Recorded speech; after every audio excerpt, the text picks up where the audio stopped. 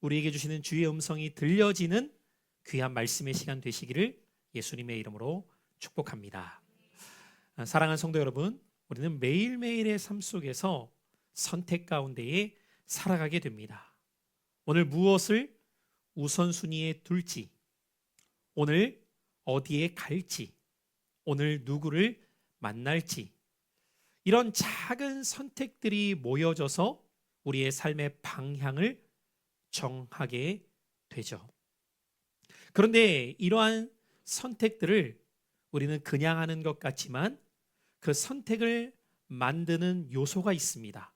그것은 바로 각 사람이 붙들고 있는 기준에 따라 그 선택을 행하게 된다는 것이죠. 그래서 보이지 않지만 사람들은 저마다 다 삶의 기준을 갖고 살아가게 돼요. 여러분은 어떤 기준을 가지고 여러분의 삶을 살아가고 계십니까? 아마 기준이라는 단어를 들을 때 나는 어떤 기준이지? 라고 곰곰이 생각하지 못하셨다 하더라도 이미 여러분은 그 용어를 쓰지 않을 뿐이지 그 기준의 영향을 따라 선택하며 살아가고 계십니다. 그리스도인이라고 말하는 우리의 삶도 어떠한 기준을 따라 살아가고 있다는 것이죠. 그런데 안타깝게도 신앙생활하는 분들 중에서도 많은 경우 자기도 모르는 채 세상의 기준을 따라 삶의 선택을 행하며 살아가는 경우들이 많습니다. 이를테면 우리의 삶 가운데는 더 안정되기를 원할 때가 있고요. 더 인정받기를 바라고 더 내 삶이 편안해지는 것을 행복이라고 여기면서 살아가게 되죠. 그리고 그것이 이루어질 때 우리는 이렇게 고백해요. 하나님께서 복 주셨다. 복이라는 개념 자체를 우리는 어떠한 세상적 기준 안에서 복의 개념을 갖고 살아갈 때가 있다는 것이죠. 반대로 어떤 문제가 생기고 관계가 힘들어지고 예기치 않은 어려움이 찾아오게 될 때에 왜 하나님은 나에게 이런 문제를 주셔서 나를 힘들게 하시는 걸까라고 생각하곤 합니다. 자, 문제가 무엇일까요? 복의 기준을 이미 자신이 정해놓고 그 기준으로 하나님을 판단하려고 할 때가 있다는 거예요. 그런 우리들에게 오늘 본문의 말씀은 조금 충격적으로 다가오게 됩니다. 왜냐하면 평소 우리가 갖고 있던 기준으로 볼 때에는 어떻게 이게 복이야? 라고 말할 만한 내용들을 예수님께서 직접 말씀하고 계시기 때문입니다. 오늘 본문을 보면 예수님이 이렇게 말씀하고 계시기 때문이에요. 가난한 자가 복이 있다. 지금 줄인 자가 복이 있다. 지금 우는 자가 복이 있다. 사람들에게 미움을 받는 것이 복이다. 여러분, 한 가지라도 평소 여러분이 복이라고 생각하는 내용이 있으신가요? 평소 우리가 생각하는 복과는 너무도 멀어 보이는 내용들을 주님은 복이라고 말씀하시기 때문이에요. 솔직히 이러한 것들을 우리는 듣다 보면은 아니 그건 복이 아니라 오히려 더 힘든 것 아닌가요? 그건 피해야 될 상황이 아닌가요? 라는 생각들을 우리는 자연스럽게 하게 되는 것이죠. 그런데 놀랍게도 예수님은 이러한 내용들을 그것이 복이다 라고 말씀하십니다. 더 놀라운 사실은 예수님은 이어서 이렇게 말씀하세요. 부요한 자는 화가 있다. 우리는 그것을 복으로 여기고 있었거든요. 지금 배부른 자가 화가 있다. 지금 웃는 자가 화가 있고 모든 사람이 너를 칭찬하면 그것은 복이 아니라 화이다. 여러분, 이 말씀들은 평소 우리가 삶에 붙들고 있었던 기준들을 뒤흔들고 있는 말씀들입니다. 성도 여러분, 오늘 이 말씀은 단순한 교훈이 아닙니다.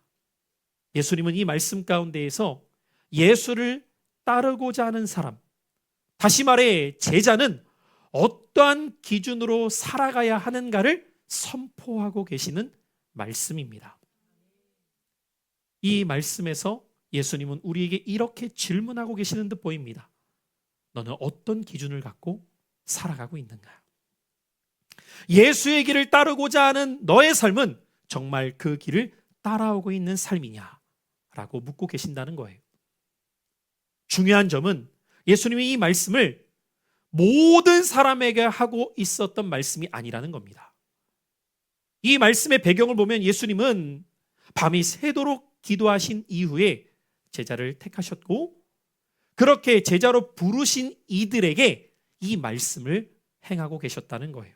다시 말해 이 말씀은 제자의 길을 걷고자 하는, 예수의 길을 따라오고자 하는 이들에게 하고 계시는 말씀이라는 사실입니다. 올해 우리 교회의 표어가 무엇이죠? 예수의 길을 따르라. 여러분 정말 그 길을 따라가기를 바라고 계십니까? 여러분이 그 길을 따르기를 바라신다면 오늘 예수님의 말씀은 어떤 일을 향한 말씀이 아니라 그 길을 따르고자 하는 나에게 하시는 말씀임을 귀 기울여 들으셔야 합니다.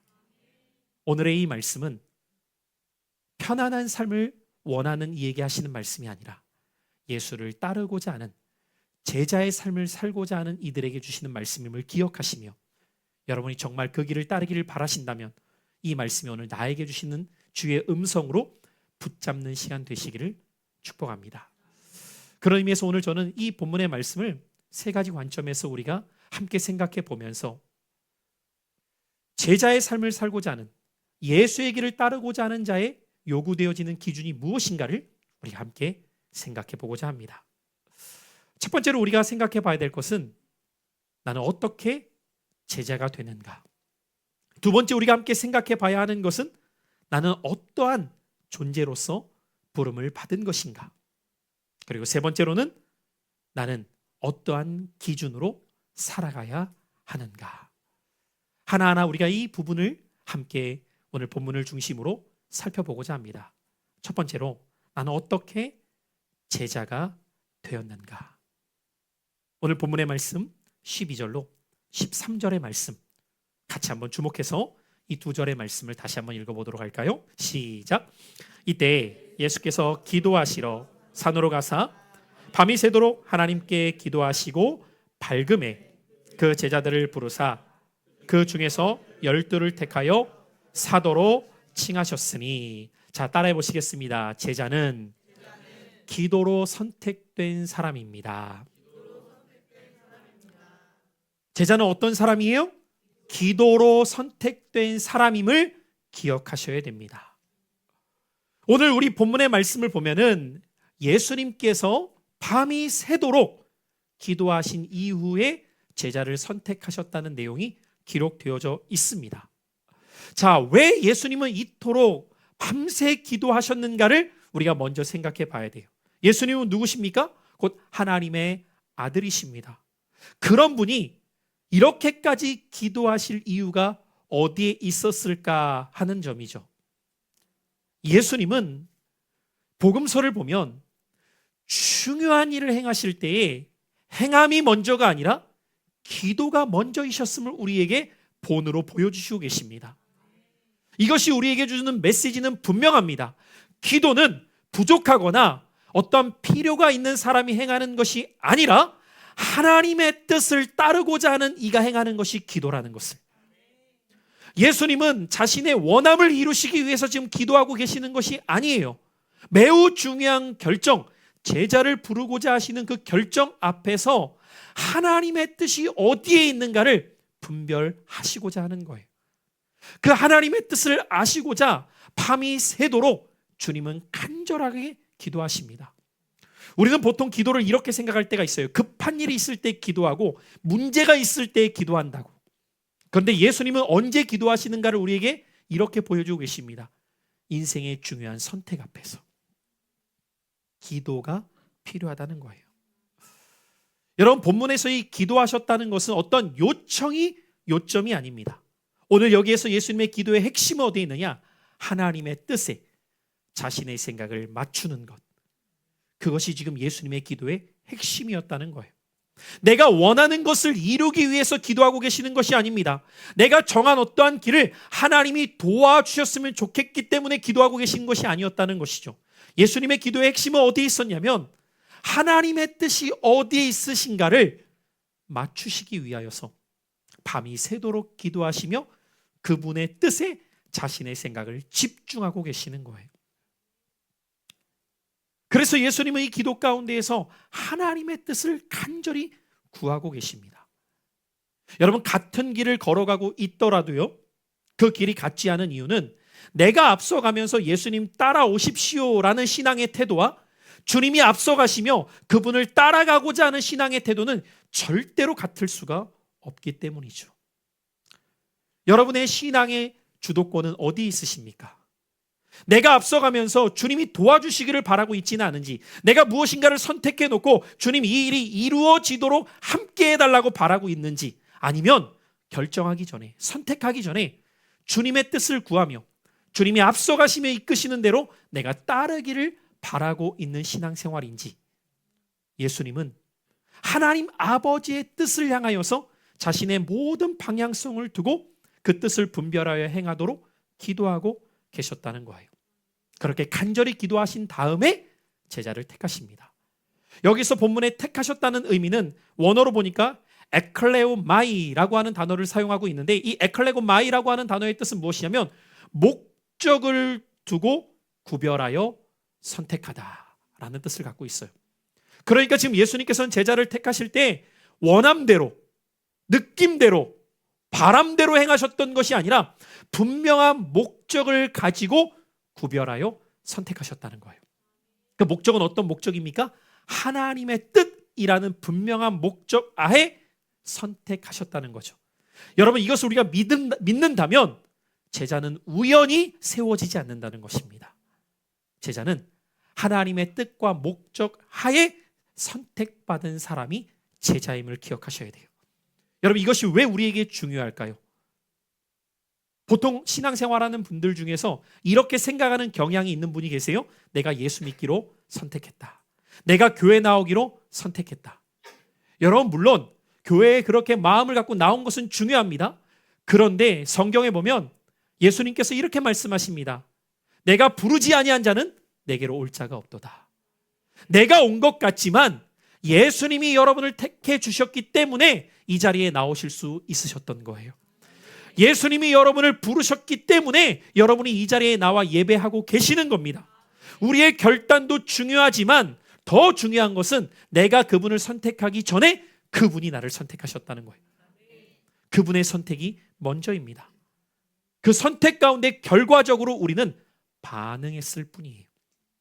그분이 불러주심에 우리가 반응한 거죠. 마치 이렇게 생각해 보십시오, 여러분. 어떤 이가 여러분 집에 찾아와서 벨을 누르고 문을 두드렸을 때에 문을 열어주는 것, 여러분이 열어주는 것은 중요하지만 누가 먼저 찾아온 거예요? 그가 먼저 여러분의 집에 찾아왔기 때문에 여러분이 열어서 만남이 이루어진 것처럼 예수님 말씀하시죠. 볼지어다 내가 문 밖에 서서 두드리노니 누구든지 내 음성을 듣고 문을 열면 내가 그에게로 들어가 그와 더불어 먹고 그는 나와 더불어 먹으리라. 내가 먼저 반응한 것이 아니라 주님이 먼저 불러주신 거예요. 그분의 부르심 가운데 우리의 반응이 있었을 때에 우리는 그분의 제자가 될 수 있었던 거죠. 마찬가지입니다, 여러분. 오늘 이 시대 가운데도 우리가 주님의 제자가 될 수 있는 길은 내가 제자가 되어야지가 먼저가 아니라 그분이 여러분을 제자로 삼으시기 위해 부르셨기 때문에 우리가 그 부르심에 반응할 때 그분의 제자가 될 수 있는 것이죠. 여러분, 이것은 여러분이 믿음을 갖게 된 것, 신앙생활하는 것 우연이 아니라는 거예요. 여러분, 우연에는 책임감이 없습니다. 우연에는 무게감도 없어요. 그러니까 여러분, 만약에 내가 무엇인가를 행한다는 것이 주어가 되면 어떤 일이 벌어지게 되냐면 내가 좋으면 신앙생활이 즐겁지만 내가 힘들면 신앙생활을 멈출 수도 있다는 생각을 갖게 됩니다. 왜요? 내가 택했기 때문이죠. 그런데 만약에 주님이 여러분을 택하여서 여러분이 나온 것이라면 여러분의 신앙생활에 대한 무게감은 절대로 가벼울 수가 없어요. 왜요? 그 안에 목적이 있기 때문이죠. 분명한 목적이 있기 때문에 그 목적 안에서 우리는 결코 내 의지와 뜻만으로 움직여질 수 없다는 것을 기억하셔야 됩니다. 같이 한번 고백하실까요? 주님이 부르셨기에 나아올 수 있었습니다. 주님이 간절히 기도하시고 제자를 택했던 것처럼 그분이 여러분 한 사람 한 사람을 부르실 때 그냥 부르지 않으셨어요. 하나님의 뜻과 목적에 따라 여러분 한 분 한 분을 부르신 줄 믿으시기를 바랍니다. 자, 그럼 두 번째로 우리를 어떤 존재로 주님은 부르셨던 것일까요? 오늘 본문 13절을 다시 한번 주목해 보시면 제자로 부르신 다음에 그들을 이렇게 칭하십니다. 그들을 제자로 부르신 다음에 12를 택하사 뭐라고 칭하십니까? 사도라 칭하셨으니. 이 사도라는 단어는 아포스톨로스라고 하는 단어인데 사도는 직분이 아닙니다. 사도는 의미를 갖고 있어요. 그 의미는 무엇이냐면 따라해 보실까요? 보냄받은 자. 그러니까 왜 제자로 부르셨다는 거예요? 보내시기 위해서 제자로 부르셨다는 겁니다. 여러분은 어떤 존재로 부름받은 자들인가? 하나님의 목적에 따라 보내지도록 부름받은 자들이라는 사실입니다. 여러분, 이것이 왜 중요할까요? 예수님이 예를 들어서 여러분을 초대했다고 생각해 보십시오. 그럼 여러분, 초대받은 사람은 자연스럽게 어떤 질문을 갖게 될까요? 나를 어떤 이유로 초대하셨을까? 어떤 목적 때문에 나를 초대하셨을까를 생각하게 되겠죠. 그래서 여러분, 부름 속에서는 반드시 의미와 목적이 있어야 됩니다. 제가 이를테면 우리 교회 공동체 안에 있는 어떤 성도님을 목양실로 부른다고 생각해 보십시오. 불러요. 오셨어요? 가세요. 이렇게 말하지 않아요. 의미와 목적을 말한 이후에 보내도 보내는 거지 그냥 부른 다음에 가세요. 이렇게 말하지 않는다고요. 주님이 여러분을 부르신 것은 그 부르심 안에 있는 의미와 목적이 있습니다. 그리고 그 의미와 목적을 붙들고 여러분을 다시 보내시는 거죠. 그것이 제자의 모습이라는 거예요. 그때 제자의 삶은 달라지기 시작합니다. 내가 왜 이 자리에 있는가를 부름받은 이의 뜻을 구하기 시작해요. 여러분, 우리는 똑같은 인생을 살아가는 것 같지만 그 삶이 같을 수 없는 이유는 자신이 어떤 목적을 붙들고 살아가느냐에 따라 달라지기 때문입니다. 그런데 오늘 본문을 보면 놀랍게도 제자들의 명단이 기록되어져 있죠. 12제자의 이름이 기록되어져 있는데 이들의 직업이 다 다양합니다. 누구는 어부, 누구는 세리, 누구는 열심당원, 심지어 성격도 배경도 수준도 전부 달라요. 그 중에는 배신할 가룟 유다도 있습니다. 여러분, 이 12명의 제자는 우리에게 굉장히 중요한 메시지를 던져줍니다. 그 메시지는 무엇이냐면 예수님은 완벽한 사람을 부르시는 것이 아니라 함께 만들어갈 사람들을 부르셨다는 거예요. 여러분, 이것은 우리의 큰 은혜입니다. 주님은 저와 여러분이 완벽해서 부르신 게 아니에요. 다 준비되어서 부르신 것이 아닙니다. 어떤 분들은 이렇게 표현할 때가 있죠. 겸손이라고 생각하시면서 표현할 수 있지만 준비되었을 때에 섬기겠습니다. 갖춘 다음에 행하겠습니다. 믿음이 좀 더 나아지면 하겠습니다. 그런데 여러분, 신앙생활을 해보시는 분들은 아시겠지만 그날은 오지 않습니다. 왜 그런지 아세요, 여러분? 인생을 살아가면 살아갈수록 내가 잘 준비되어 있다라고 생각하기보다는 부족함이 더 많이 보이거든요. 저도 그러더라고요. 못 모를 때 사역할 때와 조금씩 알아갈 때 사역할 때 두려움이 줄어드는 게 아니라 커집니다. 나의 부족함을 자꾸만 느낄 때가 있기 때문이죠.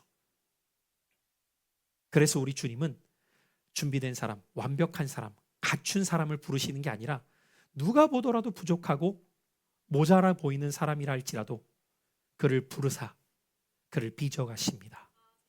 오히려 그를 그때부터 준비시켜 가세요. 그래서 우리는 이 제자들의 모습을 통하여 제자의 핵심은 무엇이 아니라 제자의 핵심은 자격이 아닌 반응입니다. 따라해 보시죠. 제자의 핵심은 자격이 아닌 반응입니다. 완벽함을 갖춘 자격이 아니라 부르심에 순종하는 반응이에요. 하나님은 어떤 사람을 그래서 붙들어 사용하시느냐? 자격이 있는 사람을 사용하시는 것이 아니라 순종으로 반응할 줄 아는 사람을 사용하십니다. 여러분, 오늘 이 아침에도 주께서는 여러분의 중심을 보실 때에요, 내가 얼마나 거룩한지, 내가 얼마나 깨끗한지, 내가 얼마나 흠없는지, 내가 얼마나 완벽한지가 기준이 아니라 자격 없지만 그런 나를 부르셨을 때 제가 순종으로 따르겠습니다 라는 순종의 반응을 보이고자 하는 사람을 통하여서 그분의 일을 이루어 가십니다. 목회를 하면서 저도 그것을 느낄 때가 있어요. 누군가에게 어떤 이야기를 했을 때에 누구와 함께 일하기를 원하게 되냐면 즉각적으로 반응할 줄 아는 사람이더라고요. 부족하지만 한번 해보겠습니다. 노력하겠습니다. 함께 하겠습니다. 이 반응 속에서 함께 일을 이루어 가게 되는 경험을 하게 됩니다. 예수님은 제자들을 부르신 후에 그들과 함께 평지로 내려가십니다. 여러분, 마치 이 장면은 시내산에 올랐던 모세가 다시 내려와서 사역을 감당하는 모습들을 연상케 합니다.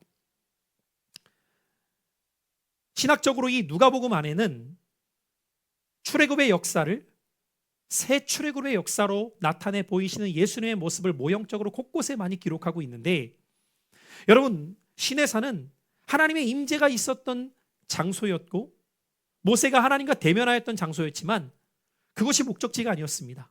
그곳에서 하나님의 뜻을 붙들고 아래로 내려와서 주신 사명을 감당해 나가는 거죠. 오늘 이 평지로 내려왔다는 말씀은 어떤 상징적인 의미를 우리에게 보여줄까요? 저와 여러분이 살아가야 될 삶의 현장이 있다는 거예요. 그곳은 편안한 장소가 아닙니다. 문제 없는 곳이 아니에요. 보통 신앙생활하는 분들 중에 이런 생각을 할 때가 있죠. 신앙생활이 더 순탄했으면 좋겠고 내 삶이 더 편안했으면 좋겠고 문제 없으면 좋겠다. 그런데 주님은 여러분을 부르실 때 편안한 삶으로 부르신 것이 아니라 세상으로 보내시기 위해 부르신 거예요. 이 목적을 여러분이 놓치게 되면 늘 교회에 와서만 좋아하게 돼요. 우리의 보내심의 장소는 여러분의 삶의 현장임을 잊지 마셔야 됩니다. 그곳은 여전히 문제가 있고 어려움이 있는 장소라는 거예요. 그런데 그곳으로 여러분을 보내시는 주님의 뜻이 있다는 것입니다. 왜요? 머무르는 삶이 아닌 흘려보내는 삶을 살아가도록. 그분의 은혜 앞에서 은혜를 받았을 때 내게서 머무르는 것이 아니라 그 은혜가 흘러가도록. 그분이 여러분 각 사람에게 주신 사랑을 받았을 때에 그 사랑이 내게서 머무르는 것으로 끝나는 것이 아니라 사랑이 필요한 사람에게 흘려보내도록. 여러분, 이 정체성을 갖게 될 때 우리의 삶은 달라지기 시작해요. 어떻게 달라지게 될까요? 여러분의 가정에서의 삶은 그냥 가정을 지키는 사람으로 끝날 수가 없습니다. 가정을 변화시키는 사람이 되어야 돼요. 여러분의 직장으로 보냄받았을 때 직장이 그냥 다니는 장소가 아니라 그 직장을 하나님의 나라를 세워가는 장소로 보냄받았음을 깨닫게 됩니다. 그냥 하루를 버텨나가는 삶이 아니라 매일매일의 삶 속에서 하나님의 나라를 세워나가는 보냄받은 장소로 기억하기 시작하는 거예요. 그래서 저는 우리 사랑하는 성도님들의 모습을 볼 때에 여러분이 예배해야 될 장소는 이곳이 전부가 아닙니다. 이곳에서 시작한 예배는 여러분의 삶의 현장에서 시작되는 거예요. 여러분이 보냄받은 그 자리에서 제자의 삶을 살아가는 겁니다. 육아를 하고 있는 엄마들은 잘 기억하십시오. 자녀를 키우는 것이 예배입니다. 왜 이렇게 육아가 힘들지? 여러분, 이건 다르게 표현해 볼게요. 왜 이렇게 예배가 힘들지? 똑같은 말이에요, 여러분. 직장 생활하는 분들 기억하셔야 됩니다. 여러분의 일터가 예배입니다. 일하는 게 너무 힘들어. 예배 드리는 게 힘들다는 말과 똑같아지는 거예요. 학교 다니는 학생들은 기억해야 돼요. 학교 가서 공부하는 게 예배인 거예요. 공부하기 싫어. 예배하기 싫어. 똑같은 거예요. 왜요? 부르신 그 자리에서 보냄받은 그곳에서 제자답게 살아가는 것이 우리의 삶의 예배이기 때문이죠. 그 예배를 세워가도록 여러분을 부르셔서 그분의 의미와 목적을 깨닫게 하시고 보내시는 거예요. 사도로 여러분을 보내신다고요. 그럼 여러분 그 보내신 곳에서 어떻게 살아가야 됩니까? 여러분 예를 들어 보세요. 만약에 누군가가 여러분을 향해서 왜 왔어요? 그럼 여러분이 이렇게 말하겠죠. 보내서요. 그럼 그 사람이 이 얘기를 듣고 두 가지 반드시 질문을 하게 돼 있어요. 누가 보냈는데요? 왜 보냈는데요? 그렇죠, 여러분? 그럼 누가 보냈는데요? 그럼 뭐라고 하시겠어요? 제가요. 여러분, 그러면 하나님 없이 살아가는 거죠. 누가 보낸 거예요? 하나님이 보냈어요. 왜 보냈는데요? 여러분을 왜 그곳으로 보냈습니까? 바로 그것이 오늘 우리가 세 번째로 생각해야 될 우리를 보내신 이유가 무엇인가요? 어떤 기준으로 살아가도록 여러분을 보내셨느냐라는 내용인 거죠. 여러분, 그분이 여러분을 보내실 때에는 왜 보내신지 아십니까? 따라해 보실까요? 하나님 나라 기준으로 살아가도록. 여러분을 그래서 보내시는 거예요, 여러분. 그냥 보내시는 게 아니에요. 여러분을 보내시는 목적이 있습니다. 의미가 있습니다. 세상 나라의 기준을 갖고 살아가는 그곳에 하나님 나라의 기준 붙들고 살아가도록 보내신 거예요. 그것이 제자의 삶입니다. 그러니까 여러분, 우리는 하나님 나라의 백성으로 살아가고 있는 자들이죠. 하나님 나라의 백성은 어떤 기준으로 살아야 됩니까? 하나님 나라 기준으로 살아가야 돼요. 그것이 바로 복에 대한 개념의 전환입니다. 오늘 말씀을 보면 여러분, 예수님은 우리가 보통 세상 나라의 기준으로 생각했던 복과는 전혀 다른 기준을 말씀하시죠. 오늘 말씀들을 여러분 잘 보십시오. 가난한 자가 복이 있다. 우는 자가 복이 있다. 미움받는 자가 복이 있다. 반대로 부유한 자가 화가 있다.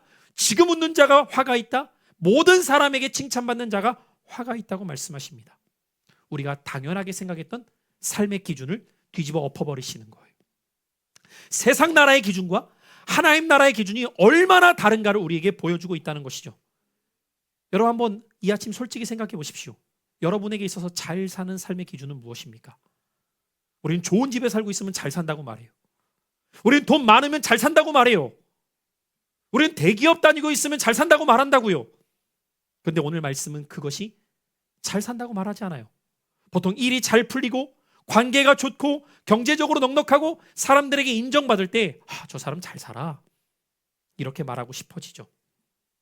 반대로 조금 힘든 일이 있으면, 어려운 일이 생기면, 관계가 힘들어지면 우리는 그것이 고통이라고 생각합니다. 그리고 우리들에게 예수님이 이렇게 말씀하고 온 거예요. 그 기준 자체가 틀릴 수 있다. 말씀의 서두에 말씀드린 것처럼 우리는 각자의 기준을 갖고 살아가요. 그리고 그 기준이 우리를 선택하게 만듭니다. 그리고 그 선택은 우리의 삶의 방향을 결정해요. 무엇이 중요합니까? 기준입니다. 기준이 바뀔 때 선택이 바뀌고, 선택이 바뀌어야 삶의 방향은 달라져요. 여러분 어떤 기준을 갖고 살아가고 계십니까? 오늘 이 예수님의 말씀을 자세히 들여다보면요, 계속 반복되는 구조가 있어요. 그 구조는 무엇이냐면, 지금 줄인 자가 배부르게 될 거고, 지금 우는 자가 웃게 될 거고, 지금 미움받는 자가 상을 얻게 될 것이다. 여러분 어떤 구조가 있죠? 지금과 나중이라는 구조입니다. 이 구조를 잘 기억하셨으면 좋겠어요. 세상의 모든 판단 기준은 뭐예요? 지금이에요. 지금. 세상의 모든 기준, 지금 편하면 성공, 지금 힘들면 실패입니다. 지금을 기준으로 살아가요.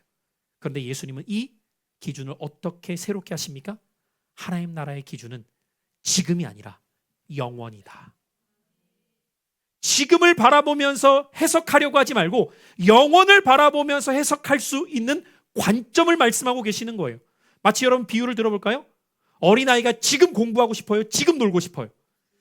지금 놀고 싶죠. 그때 대부분의 부모님들은 어떤 이야기를 자녀에게 해주는 것이 맞을까요? 그래, 지금 놀아. 이런 부모 없습니다. 다 이렇게 얘기하죠. 지금 놀면 나중이 고통스럽다. 그러니까 지금 너가 원하는 대로 하지 말고 앞으로를 내다보면서 올바른 일을 행해야 된다. 주님이 지금 우리에게 이렇게 말씀하고 싶으신 거예요. 지금 이 세상의 기준 따라 살아가려고 하지 말고 영원을 준비하는 관점에서 올바른 선택을 해야 된다. 기준 자체가 다르다는 거죠. 지금만 바라보지 말고 영원한 하나님 나라를 볼 수 있는 눈을 가지라는 거예요. 여러분 이 기준이 세워지잖아요? 삶의 선택은 완전히 달라집니다. 세상은 이렇게 말하죠. 지금 손해보지 마. 근데 하나님은 뭐라고 말씀하십니까? 영혼의 관점에서는 그것이 손해가 아닐 수 있다. 지금 억울한 일 당하지 마. 근데 주님은 뭐라고 말씀하시죠? 영원한 하나님 나라의 관점에서는 그것이 하나님 나라의 백성의 삶이다. 여러분 이 관점으로 우리가 새로워지기 시작하는 순간부터 우리의 선택은 달라지기 시작합니다. 지금 세상은 욕 들어먹지 말라고 이야기해요. 근데 하나님은 영원한 관점에서 보면 복음 때문에 지금 욕먹는 것이 복이 있대요. 얼마 전에 저희 둘째가 저한테 그런 이야기를 하더라고요. 학교에서 기독 동아리를 세우는 것 때문에 이제 누나가 너도 몇 명을 데리고 와. 이제 이 얘기 때문에 이제 친구들한테 고민하다가 이야기를 했겠죠. 근데 하필이면 어떤 친구한테 얘기를 했는데 입에 담기 험한 욕을 먹은 거예요. 친구한테. 그러니까 이제 위축이 되잖아요. 그러면서 이제 그 이야기를 집에 가면서 저한테 하더라고요. 제가 친구한테 이렇게 얘기를 꺼냈는데 친구가 저한테 어떻게 욕했는지 아세요? 그래 제가 존나? 시발? 좀 더 험한 욕이래요. 그러면서 이렇게 했다는 거예요. 근데 마음이 너무 이 거절당함에 대한 것과 함께 상처가 될 수 있잖아요. 근데 제가 그 얘기를 듣고 뭐라고 딱 이렇게 얘기했는지 아세요? 상 탔네. 그때 하유라 이렇게 말하는 거야 속으로. 아싸 상. 제 말이 아니에요. 오늘 본문으로 돌아와 보십시오. 예수님이 직접 말씀하신 거예요. 22절 23절 같이 읽어볼까요? 시작. 인자로 말미암아 사람들이 너희를 미워하며 멀리하고 욕하고 너희 이름을 악하다 하여 버릴 때에는 너희에게 뭐가 있다? 제 말이 아니잖아요. 복이 있대요. 그러면서 그 다음 23절 시작. 어떻게 하래요? 하유라 어떻게 해야 되는지 알겠지? 기뻐하고 뛰놀아야 돼요. 왜요? 시작. 하늘에서 너희 상이 큼이라. 그러면서 하반절에 보니까 그들의 조상들이 선지자들에게도 이와 같이 하였느니라. 나만 욕먹는 게 아니라는 거예요. 구약 성경에 이사야, 예레미야 수많은 선지자들이 그 당시에도 욕을 먹었어요. 근데 우리는 지금 그 선지자들을 바라보면서 무엇을 바라보죠? 하나님께 쓰임받은 인생임을 바라보고 있잖아요. 그들이 왜 그렇게 행했느냐라는 거예요. 여러분 그들이라고 욕먹는 게 막 좋아서 이렇게 얘기했을까요? 아니요. 현실을 바라보면 지금을 생각하면 다 때려치우고 싶지 않겠어요 여러분? 그래서 오죽하면 예레미야가 하나님 앞에 탄원을 하면서 이렇게 호소해요. 하나님 저 정말 하기 싫어요. 이렇게 하면 저 욕먹을 거 알거든요. 근데 하나님이 예레미야에게 말씀하신 건 그래. 너 힘들겠다. 그만해라. 이렇게 말씀하시는 것이 아니라 영원에 대한 소망을 말씀하시는 거예요. 여러분 우리가 하루하루를 살아가는 삶 가운데에서 제자로 살아가는 삶 쉽지 않아요. 성경은 여러분에게 제자로 예수를 따라가는 삶 편안한 길입니다라고 말하는 구절이 한 구절도 없다고요. 그 길이 인정받는 길이라고 말하는 구절도 없어요. 때로는 박해가 있고 때로는 핍박이 있고 때로는 욕이 있고 외면당함이 있고 이름까지 버려질 수 있다고 말합니다. 그런데 성경은 그런 상황 가운데 뭐라고 기록하고 있는지 아십니까? 여러분이 읽은 것처럼 기뻐하고 즐거워하래요. 왜요? 왜? 욕이 무슨 기쁨이에요? 여러분 오해하지 마세요. 욕 먹는 게 기쁨이 아니라고요. 그 자체가 기쁨이 아니라 우리의 관점은 지금이 아니라 영원이니까. 영원한 하나님 나라에서는 예수님 때문에 욕받은 그 일이 상이 될 수 있다고 말씀하시잖아요. 저는 이것을 운동선수에 비유하는 걸 참 좋아합니다. 운동선수가 운동을 하면서 여러분 쉽습니까? 얼마나 고통스럽습니까? 자기와의 싸움. 근데 어떻게 견디고 버티고 그 길을 감당해 가죠? 이유는 한 가지입니다. 얻을 상을 바라보니까. 그것을 바라보지 못하면 다 포기하게 되어 있어요. 그것을 바라보지 못하면 다 무너지게 되어 있다고요. 그래서 예수님이 이렇게 말씀하시는 거예요. 복에 대한 기준을 완전히 전복시키시면서 제자들을 향해 이렇게 말씀하시는 거죠. 제자는 사람의 평가가 아닌 하나님의 평가에 관심을 두고 살아간다. 여러분 언젠가 우리의 인생은 누군가에게 다 평가받을 거 아닙니까? 그러나 여러분 우리는 사람의 평가에 일희일비하는 인생이 아닙니다. 그리스도의 심판대 앞에서 장차 하나님이 내 인생을 평가하실 때 잘하였도다. 착하고 충성된 자야. 작은 일에 충성하였으니 내가 많은 것으로 보상하리니 이제 나의 즐거움에 함께 참여하자. 여러분 세상의 기준으로 보면 지금 욕먹고 지금 고난당하는 것은 실패한 인생처럼 보여요. 그러나 영혼의 관점에서 보면은 이 시간조차 헛되지 않습니다. 제가 어저께 청년 예배의 청년들에게 광야의 시간조차도 부르심의 여정이다라는 말씀을 전하면서 우리는 광야가 너무 고통스러울 때가 있어요. 목적지도 보이지 않고 언제까지 지속될지도 모르고 누군가에게는 광야는 고통이지만 누군가에게는 광야가 준비되어 있습니다. 똑같은 장소예요. 똑같은 환경이에요. 그런데 그것을 해석하는 게 달라져요. 아마 오늘 이 말씀을 듣는 어떤 성도님들은 지금도 고통스러운 시간을 보낼 수도 있으시겠죠. 그런데 기억하십시오. 그 길이 예수님 따라가는 길 때문에 겪게 되는 고통이라면 그 시간이 복입니다. 그 시간 자체가 복이 될 수 있다는 거예요. 세상이 이야기하는 기준이 아니라 하나님 나라의 기준으로 살아가게 될 때에 그 길이 하나님 나라로 이어지는 길이 됩니다. 그 길이 영원한 소망이 됩니다. 그래서 하나님 나라의 기준을 붙들고 살아가는 삶은 완전히 다른 방향으로 인생을 걷기 시작해요. 이것은 말로 드러나는 게 아닙니다. 그가 행하고 있는 선택을 통해 드러나게 돼요. 때로는 손해를 감수해서라도, 때로는 어려움이 있다 하더라도 예수의 길을 따라가는 선택을 하는 거죠. 그래서 오늘 말씀은 우리에게 이렇게 도전합니다. 어떤 제자로 살 것인가? 편안한 길을 선택하기를 바라신다면 그 길 속에 예수를 만나기는 어려우실 거예요. 그러나 올바른 길을 선택하여 좁은 길이라 할지라도 그 길을 걸어갈 때 우리는 그 길에서 예수를 만나게 됩니다. 세상의 기준으로 살 것인가? 하나님 나라의 기준으로 살 것인가? 오늘 말씀의 결론을 맺습니다.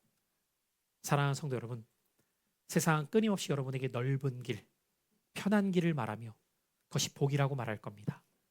그때 주님 우리에게 말씀하실 거예요. 좁은 길, 사람들이 걷기 원치 않는 그 길이 생명의 길이요, 예수를 따라가는 길이라고 우리에게 말씀하실 겁니다. 오늘 이 아침 여러분 스스로의 영혼에게 한번 물어보십시오. 나는 어떤 길을 걷고 있는 사람인지. 오늘 말씀을 통해 나는 과연 머무르고자만 하는 제자인지, 흘려보내고자 하는 제자인지, 세상의 기준으로 살고자 하는 제자가 되려고 하는지, 하나님 나라의 기준으로 살고자 하는 제자가 되고자 하는지. 오늘 이 말씀 앞에 제자의 삶, 예수의 길을 따르는 제자의 기준이 무엇인지를 깨달으시고 하나님 나라의 기준을 붙잡게 되시기를 바랍니다. 그때 그 길 속에 나 혼자 힘겹게 걷고 있는 것 같았어요. 그런데 어느 순간 여러분이 깨닫게 됩니다. 예수님 함께 걷고 계셨구나. 예수님 함께 동행하고 계셨구나. 그 발견이 여러분에게 세상이 줄 수 없는 평안과 영원한 하나님 나라의 소망을 가져다 줄 것입니다. 우리 이 아침 함께 고백하며 기도할 때 하나님, 제자의 길을 걷게 하여 주옵소서.